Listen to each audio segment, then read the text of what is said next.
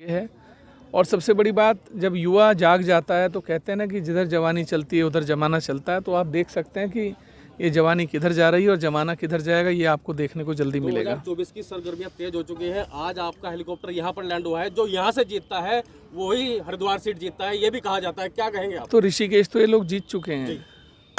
उमेश कुमार जिंदाबाद, जिंदाबाद, जिंदाबाद। उमेश कुमार मैंने आपसे क्या कहा, ये युवाओं की टीम आप देख रहे हैं। तो अगर इन्हें देखने के बाद भी आपको मेरे जीतने पर कोई शक शुबा है तो मैं उसमें थोड़ा सा मुझे लगता है ना कि भाजपा को यहाँ से सबसे ज्यादा वोट मिल के जाती है। इस बैंड से बहुत वोट मिलती है, 2 लाख की करीब लीड हो जाती है। सर कैसे, अगर ऐसा हुआ तो कैसे जो जमीन ये क्षेत्र है उसको लेकर क्या कहेंगे? देखिए, मोह भंग हो चुका है, झूठे वायदे, इसके अलावा ऋषिकेश का विकास भी आप सब लोगों ने देखा है। ऋषिकेश में क्या होता है ये भी आप सब लोगों ने देखा है। जहाँ ऋषिकेश आज से 20 साल पहले या 30 साल पहले जब मैं यहाँ कभी 91-92 में आया था, जो ऋषिकेश तब था वही ऋषिकेश आज है। यहाँ ऋषिकेश में कोई बदलाव हुआ नहीं है, बल्कि मुझे अच्छे से याद है 2010 में एक बहुत बड़ा ज़मीन का यहाँ घोटाला हुआ था, स्टडिया लैंड स्कैम जिसे कहा जाता है। उसका खुलासा भी मैंने ही किया था। वो सारे ऑपरेशंस, किन किन लोगों की साझेदारी थी, कौन लोग इस शहर की 2000 करोड़ की ज़मीन हड़पना चाहते थे, उन सबको मैंने एक्सपोज़ किया था। गूगल में जाकर आप सब जगह देख सकते हैं कि किस व्यक्ति ने इतने बड़े स्कैम को होने से इस ऋषिकेश को बचाया था। तो ऋषिकेश से मेरा नाता आज का नहीं है, बहुत पुराना है।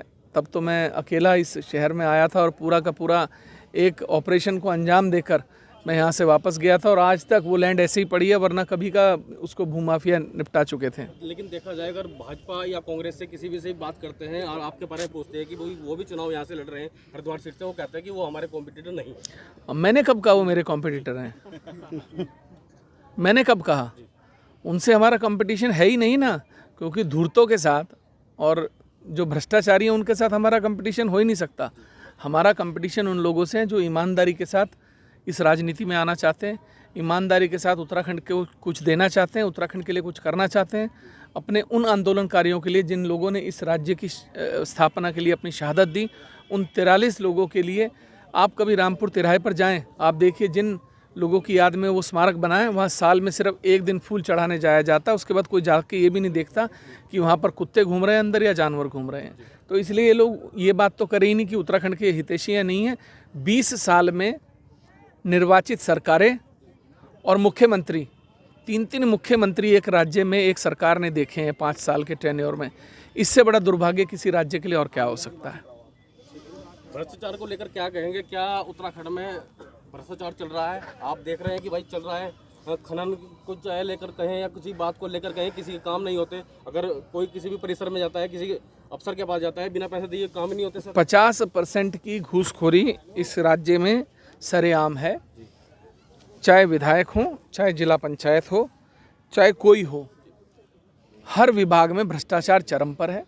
खानपुर विधानसभा में आप देखिए, हमने ब्लॉक के अधिकारियों के खिलाफ, पहली बार इतिहास में हुआ होगा कि किसी ब्लॉक के अधिकारी के खिलाफ भ्रष्टाचार के अधिनियम के अंतर्गत किसी विधायक ने मुकदमा दर्ज कराया होगा। जांच कराकर खानपुर ब्लॉक में हमने जितने भ्रष्टाचार पकड़े, बड़ी बड़ी कंपनियों से हमने अवैध वसूली, जो उन लोगों ने जीएसटी और लोगों के टीन शेड में करी थी, उस तक की वसूली हमने करवा ली।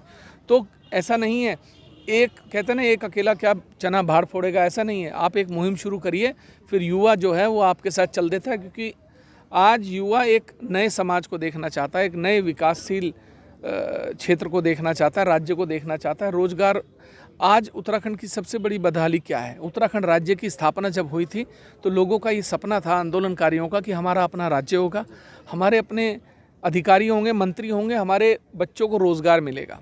आज रोज़गार किन्हें मिला? आज रोज़गार उन्हें मिला जो मंत्रियों के चहेते हैं। चाहे विधानसभा देख लें, चाहे आप कोई भी विभाग उठाकर देख लें, आज जो मंत्रियों के चहेते हैं, अधिकारियों के चहेते हैं, नेताओं के चहेते हैं, उनको रोज़गार मिला। बाकी लोगों को यहाँ से पलायन करना पड़ा। आज रोज़गार की चाहत में, रोज़गार की अपना घर चलाने के लिए युवा राज्य छोड़कर पलायन कर रहा है, दूसरे राज्यों में जाकर काम कर रहा है। चाहे वो होटलों में काम करते हो, चाहे वो बड़े होटल्स में काम करते हो, चाहे वो कंपनीज़ में काम करते हो। आप देखोगे 80% युवा उत्तराखंड राज्य से पलायन करके बाहर जाकर काम कर रहा है। ऋषिकेश के युवाओं को क्या संदेश देंगे सर आप? मैं बस इतना कहना चाहूँगा कि आप लोगों ने जो अलग जगाई है, आज आप लोगों ने जो एक इस मशाल को अग्नि दी है, इसको बनाए रखिएगा और आप देखिएगा कि आपसे पूरे राज्य की जनता, युवा हमारे जो हैं वो प्रेरित होंगे और आगे बढ़कर इस आंदोलन में हिस्सा लेंगे। क्योंकि मैंने जो कहा है, मेरा कहना है कि उत्तराखंड को बचाओ।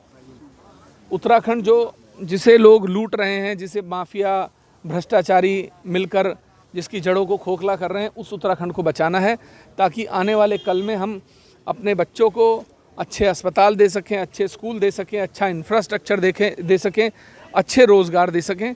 उसके लिए लड़ाई लड़नी है। एक लड़ाई आपके पूर्वजों ने लड़ी थी, जिसने उत्तराखंड राज्य की स्थापना कराई, और आज एक लड़ाई आप लड़ेंगे जो इस उत्तराखंड राज्य को पुनर्जीवन देगी और यहाँ भ्रष्टाचार खत्म कर एक नए विकासशील उत्तराखंड राज्य की स्थापना करेगी।